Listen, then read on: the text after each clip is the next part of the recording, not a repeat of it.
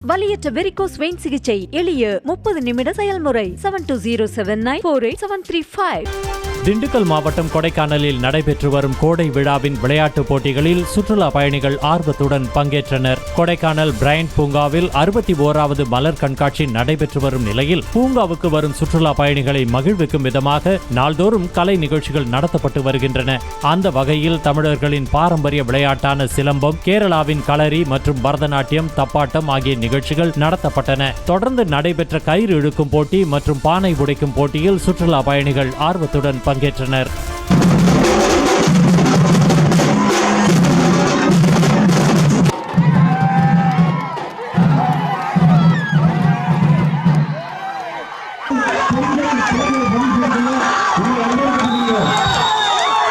வலியற்ற varicose vein சிகிச்சை எளிய 30 நிமிட செயல்முறை 7207948735.